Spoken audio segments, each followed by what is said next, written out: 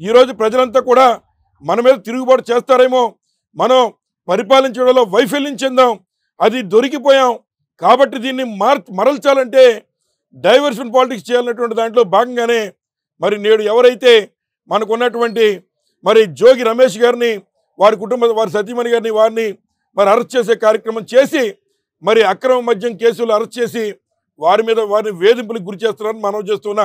నేను అడుగుతున్నా, ఈ రాష్ట్రంలో నారా చంద్రబాబు నాయుడు గారు ముఖ్యమంత్రి, ఆయన ఓ మాట చెప్పారు, ఎవరైనా ఎక్కడైనా బెల్ట్ షాప్ పెడితే నేను బెల్ట్ తీసేస్తాననే మాట చెప్పినటువంటి నారా చంద్రబాబు నాయుడు గారు ఇవాళ ఆయన కంట్రోల్లో ఉన్నటువంటి డిపార్ట్మెంట్ అంతా కూడా ఉండగా ఈరోజు ఈ రాష్ట్రంలో ఎవరైతే అది అనధికార పార్టీ అంటే అపోజిషన్ పార్టీలో ఉన్నటువంటి ఒక మాజీ మంత్రి నిజంగా ఒక 5 మరి కుటీర పరిశ్రమల్లో మరి లిక్కర్ ఫ్యాక్టరీలు, నకిలీ మద్యం ఫ్యాక్టరీలు పెట్టి 18 నెలలుగా మద్యం అమ్మేస్తుంటే మీరు గుడ్డిగుర్రం పళ్ళు తోముతున్నారు ఈ రాష్ట్ర ముఖ్యమంత్రి.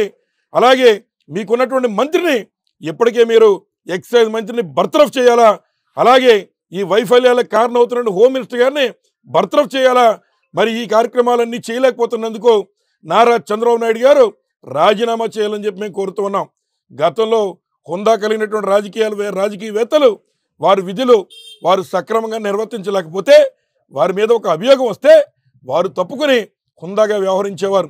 ఇవాళ పూర్తిగా మరి సిగ్గుమాలినటువంటి ముఖ్యమంత్రిగా నారా చంద్రబాబు నాయుడు గారు ఈరోజు ఏదైతే మరి సుమారు 5 కుటీర పరిశ్రమలను ఏర్పాటు చేసి అక్రమ మద్యం, బెల్ట్ షాప్ అయితే వేరు, కానీ అక్రమ మద్యం డిస్టిలరీలు పెట్టి 5 జిల్లాల్లో ఇబ్రాహీంపట్నంలో, పాలకొల్లో, అమలాపురంలో ఇట్లా మరి సంపద సృష్టిస్తాననే విధంగా ఎమ్మెల్యేలందరినీ కూడా ఇవాళ మద్యం వ్యాపారస్తులుగా తయారు చేసేసి రాష్ట్రాన్ని మధ్యాంధ్రప్రదేశ్గా నారా చంద్రబాబు నాయుడు గారు పెట్టి చేసేస్తూ ఉంటే దానికి మీరు అరెస్ట్ చేయవలసినటువంటిది జోగి రమేష్ గారిని కాదు, మీకున్న అసమర్థ మంత్రిని బర్తరఫ్ చేసి నువ్వు రాజీనామా చేసి ఇంటికి వెళ్ళాలి నారా చంద్రబాబు నాయుడు అని చెప్పి సందర్భంగా నారా చంద్రబాబు నాయుడు గారు అని చెప్పి ఈ సందర్భంగా మేము మనవి చేస్తూ ఉన్నాం. మరి కేవలం ఈ విషయాలే కాదు, వచ్చినటువంటి 18 నెలల్లో ప్రజలకి రక్షణ కల్పించడంలో కానీ లేదా డిపార్ట్మెంట్ని కంట్రోల్ చేయడంలో కానీ ఇవాళ అధికారులని కంట్రోల్ చేసి వారి చేత పనులు చేయించడంలో కానీ పూర్తిగా అవినీతిమయంలో ఈ రాష్ట్రం మగ్గిపోతుందని చెప్పి సందర్భంగా తెలియజేస్తూ ఉన్న ప్రజలందరికీ అండగా దండగా ఉండడానికి వైఎస్ఆర్ కాంగ్రెస్ పార్టీ ప్రజల పక్షాన పోరాటం చేస్తుంది.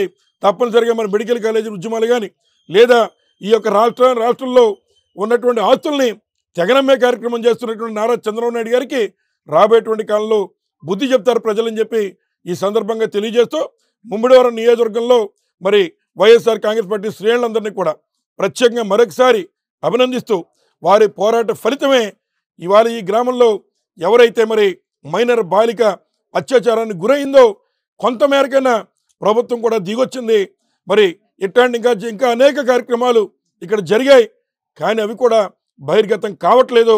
ఇవాళ ఈ రాష్ట్ర ప్రజానీకం అంతా కూడా ఈ యొక్క కూటమి ప్రభుత్వం మరి యొక్క కబంధ హస్తాల్లో కీచకుల యొక్క ఇదిలో నలిగిపోతున్నారని చెప్పి సందర్భంగా తెలియజేస్తూ వాస్తవంగా నారా చంద్రబాబు గారి యొక్క ప్రభుత్వంలో ఒకవైపున మన మహిళలు ఈరోజు ప్రపంచవ్యాప్తంగా క్రికెట్ మరి ఈ రోజున వన్డే మ్యాచ్ల్లో మరి వారి యొక్క ప్రతిభ చూపించి గర్వకారణంగా చెప్పుకునే పరిస్థితిలో ఉంటే ఆంధ్ర రాష్ట్రంలో మాత్రం ఈ రకంగా జనసేన లేదా ఈ కూటమి ప్రభుత్వంలో కీచకుల యొక్క చేతుల్లో ఇట్లాంటి మరి మైనర్ బాలికలు ఇవాళ వారిని చిదిమేస్తున్నారని చెప్పి ఈ సందర్భంగా తెలియజేస్తూ దీనికి తగినటువంటి మూల్యం ఈ యొక్క కూటమి ప్రభుత్వం చెల్లించుకోక తప్పదని మనవి చేస్తూ ఏదైతే నేను వచ్చిన మంత్రి గారు ఇంకా ఉన్న పెద్దలు వచ్చారు వారు ఒకవైపున చేస్తూనే మా మీద అక్కసులు ఇచ్చేస్తున్నారు. ఏమని మీరు ఏదైతే మరి కేవలం హత్య రాజకీయాలు చేస్తున్నారని, ఇవాళ ఎక్కడ కూడా హత్య రాజకీయాలు మేము పాల్పడట్లేదు. ఇవాళ ఈ 18 నెలల్లో ఇదే అమలాపురంలో ఎప్పుడూ జరిగిన విధంగా ఒక వ్యక్తిని ఒకసారి కొట్టినటువంటి సందర్భం ఉంది, అలాగే కాళ్ళతో కట్టి కొట్టిన సందర్భం ఉంది. మళ్ళీ రెండోది నిన్నగాక మొన్న ఒక 4 రోజుల క్రితం ఏదైతే మరి ముఖ్యంగా కోనసీమ ప్రాంతంలో అంబేద్కర్ కోనసీమ ప్రాంతంలో అందరూ కూడా ఏదో ఎలక్షన్లు అయిపోయిన తర్వాత మళ్ళీ అన్నదమ్ముల మాదిరిగా ముందుకు వెళ్ళేటువంటి పరిస్థితులు ఉన్నటువంటి ఈ ప్రాంతంలో ఒక వ్యక్తిని నీచంగా దారుణంగా ఒక మొత్తం కత్తితో చెక్కేసేటువంటి కార్యక్రమం చేస్తే ఇప్పటికి వారం రోజులైనా కనీసం 5 బృందాలు వేసామని చెప్తున్నారు కానీ ఎక్కడ దానికి సంబంధించి పట్టుకున్న దాఖలాలు లేవు. అలాగే మద్యం విషయంలో కూడా ఎవరైతే జయచంద్రారెడ్డి అనేటువంటి వ్యక్తి ఉన్నాడో తంబళపల్లి నియోజకవర్గంలో ఉన్నటువంటి జయచంద్రారెడ్డిని ఇవాళ లోకేష్ ఇంట్లో దాచిపెట్టేసి జనార్దన్ రావునేమో పోలీస్ స్టేషన్లో పెట్టి అతని చేత వెనకాల నుండి స్క్రీన్ ప్లే డైరెక్షన్ అన్ని కూడా నారా చంద్రబాబు నాయుడు గారే ఆడిస్తూ ఈ రాష్ట్రంలో ఒక వికృతమైన చేష్టలు ఈ యొక్క వయసు మళ్ళిన ముఖ్యమంత్రి చేస్తున్నాడు. ఆయనకి రిటైర్మెంట్ అవసరమని ఈ సందర్భంగా తెలియజేస్తూ ప్రజల్ని భక్షిస్తే ప్రజలకు అండగా నిలబడడానికి వైఎస్ఆర్ కాంగ్రెస్ పార్టీ ఎప్పుడూ ప్రజల పక్షాన అండగా నిలబడతామని చెప్పి సందర్భంగా తెలియజేస్తూ ఆఖరిగా నష్టపోయినటువంటి ఏదైతే మొన్న తుఫాన్లో నష్టపోయినటువంటి రైతులకు కూడా ఆ యొక్క సొమ్ములు ఎగ్గొట్టడం కోసమే వారికి నష్టపరిహారం ఇవ్వకుండా డైవర్ట్ చేయడం కోసమే ఈరోజు నారా చంద్రబాబు నాయుడు గారు ఈ రకమైన కార్యక్రమాలు చేస్తూ ఉన్నారు.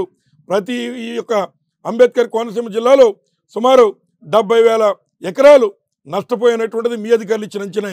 ప్రతి ఒక్కరికి మీరు ప్రతి దాని కింద కొనాలా, వారికి నష్టపరిహారం ఇవ్వాలని చెప్పి వైఎస్ఆర్ కాంగ్రెస్ పార్టీ నుంచి డిమాండ్ చేస్తూ ఉన్నాం.